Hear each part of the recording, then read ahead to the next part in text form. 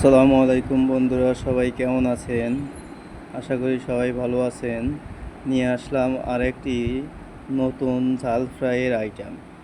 এখানে আমি 7 KG broiler মুরগি সুন্দরভাবে পরিষ্কার করে ধুয়ে নিয়ে এখন হালকা লেবুর রস এবং হলুদ লবণ দিয়ে মেখে রেখে দিয়েছিলাম 10 মিনিট।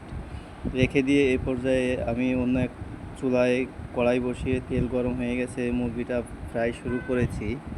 আমি মুরগিটা একটু কড়া করে ফ্রাই করে নিব, যেহেতু ব্রয়লার মুরগিটায় একটু গন্ধ আসে।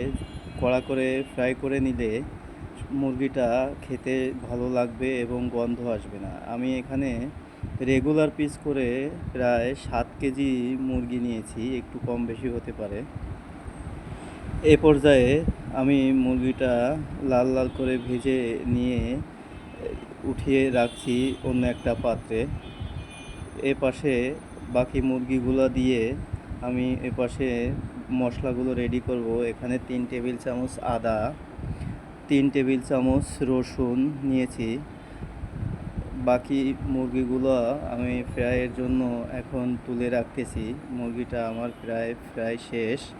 ওই পর্যায়ে আমি ওই তেলের ভিতরেই দিয়ে দেব বেরেস্তার জন্য পেঁয়াজটা দিয়ে যতক্ষণ না আমি বেরেস্তা হয়ে আসে ততক্ষণ এভাবে লাড়তে থাকবো। আর ওপাশে আমি মশলাটার জন্য মশলা রেডি করব।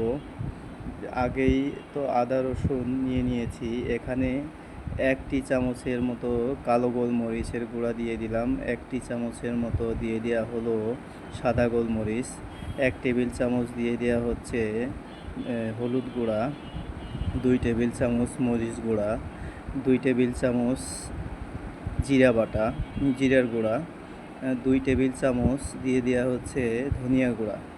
এভাবে পর্যায়ে মশলাগুলো আমি সুন্দর করে নিয়ে নিলাম। দেখুন আমার পেঁয়াজ বেরেস্তাটা হয়ে গেছে।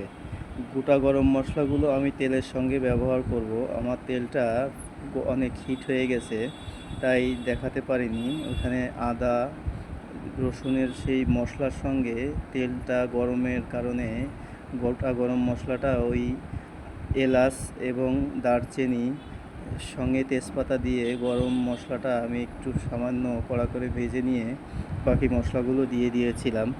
এখন মশলাটা হালকা করে একটু ভুনা করে নিব মশলার পানিটা টেনে যাওয়ার জন্য।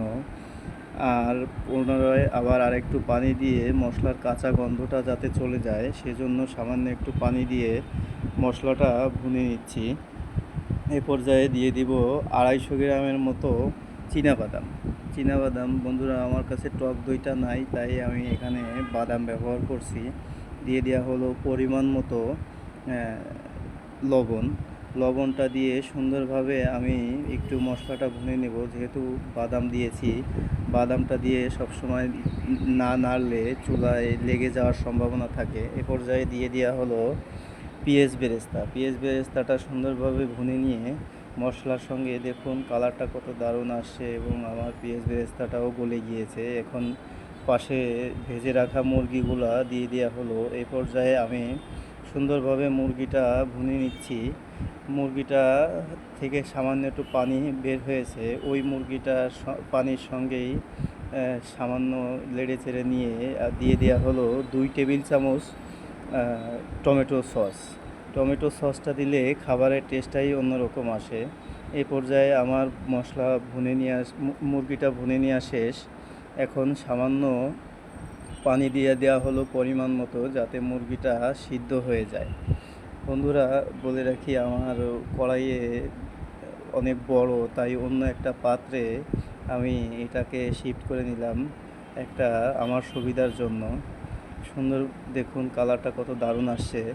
এখন দিয়ে দেওয়া হবে 1 চামচের মতো গরম মশলা পাউডারটা দিয়ে আমি এভাবে প্রায় 15-20 মিনিট দম দিয়ে ঢেকে রাখবো, যাতে মুরগিটা দম হয়। আর গরম মশলার পাউডারটা দেওয়ার কারণে যে একটা ঘ্রাণ, ওই ঘ্রাণটা সুন্দর আসে। তাই ভিডিওটি ভালো লাগলে সবাই চ্যানেলটি ফলো দিয়ে পাশে থাকবেন। আসসালামু আলাইকুম।